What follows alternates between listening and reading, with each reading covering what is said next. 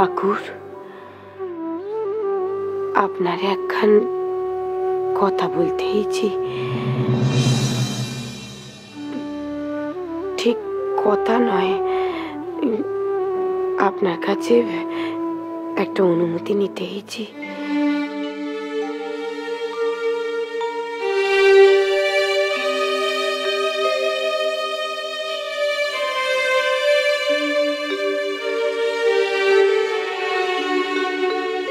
এটা চিনতে পারছেন?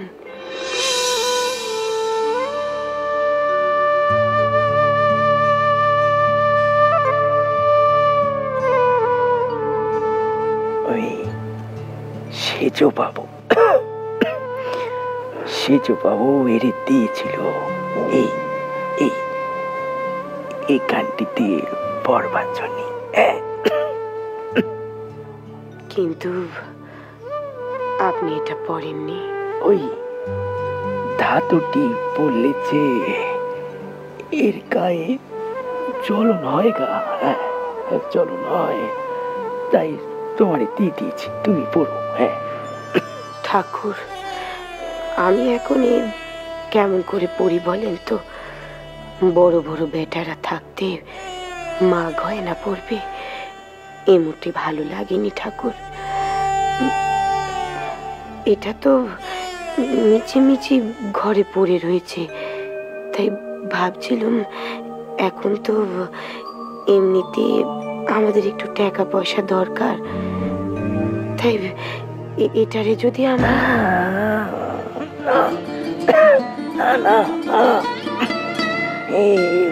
ওই ওটি তুমি পড়বে, এ বলছে তুমি পড়বে, ওটি তুমি কখনো তোমার কাছ থেকে হাত ছাড়া করুনি।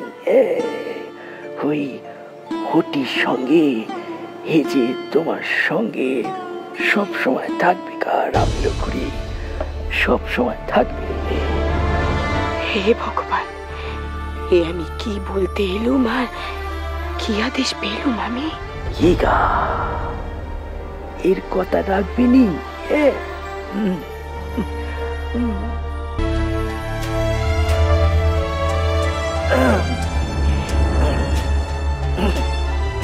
ঠাকুর, আমি যে কখনো হাত ছাড়া করবো না ঠাকুর, কখনো না। আপনি আমার ক্ষমা করে দেবেন ঠাকুর, ক্ষমা করে দেবেন ঠাকুর।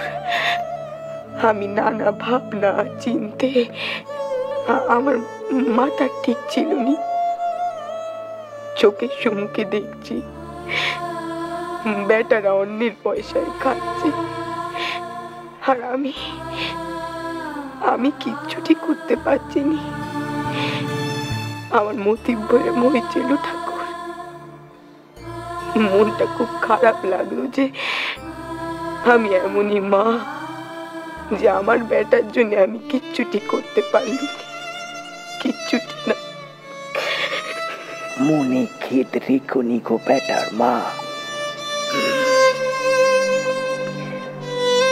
আর কি করেছি?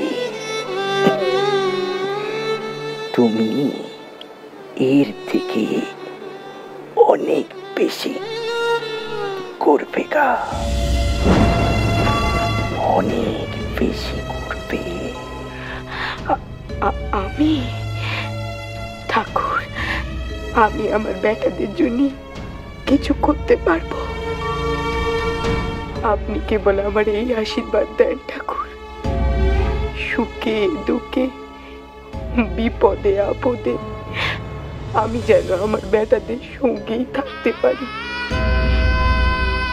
আর যারা আপনার নামে এখানে রয়েছে তাদের যেন এই দুবেলা দুমুঠো অন্যের কখনো কোনো অভাব না হয় ঠাকুর।